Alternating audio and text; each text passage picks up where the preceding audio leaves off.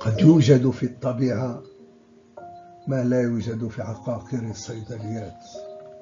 نود في هذا المشهد الفيديو البسيط إلقاء إطلالة خاطفة حول عرض السعال. السعال المستمر قد يكون مزعجا، ويمكن تجربة بعض العلاجات الطبيعية في المنزل لتهدئته. هذه بعض النصائح والوصفات التي قد تكون مفيدة. العسل هو علاج تقليدي لالتهاب الحلق، ويمكن أن يخفف السعال بشكل فعال.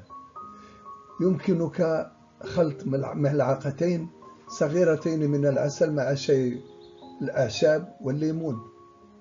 يهدئ العسل تهيج الحلق، بينما يساعد عصير الليمون في مكافحة احتقان الأنف والمخاط. الأناناس، بروميلين الموجود فقط في الأناناس قد يساعد في قمع السعال وتخفيف المخاط في الحلق.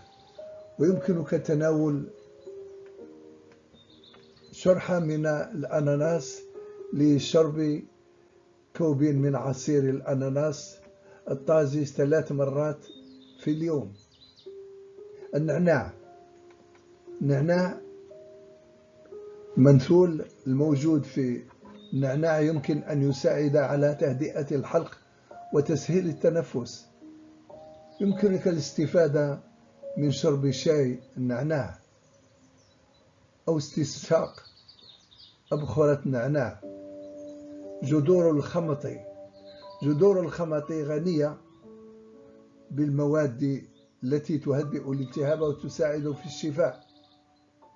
يمكنك تناول جذر الخمط في شكل شاي أو كبسولة. يستخدم الزعتر لتخفيف من أمراض الجهاز التنفسي.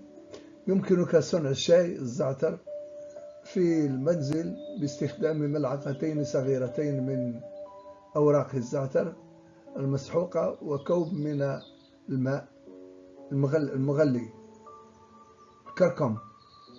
الكركم يستخدم تقليديا لتهدئة السعال. يمكنك شرب شاي الكركم عن طريق إضافة رشة من الفلفل الأسود والقليل من العسل للتحلية.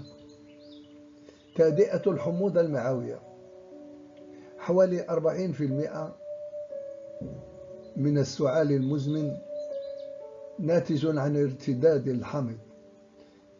تجنب الأطعمة المحفزة مثل القهوة، الشوكولاتة، المشروبات الغازية والأطعمة الحمضية. رجاء مراعاة أن في حالة استمرار السعال يجب استشارة الطبيب لتقديم تقييم دقيق وتوجيه العلاج المناسب. وإلى اللقاء في حلقة مقبلة. نتمنى أن يكون هذا العرض مفيدا. إلى اللقاء.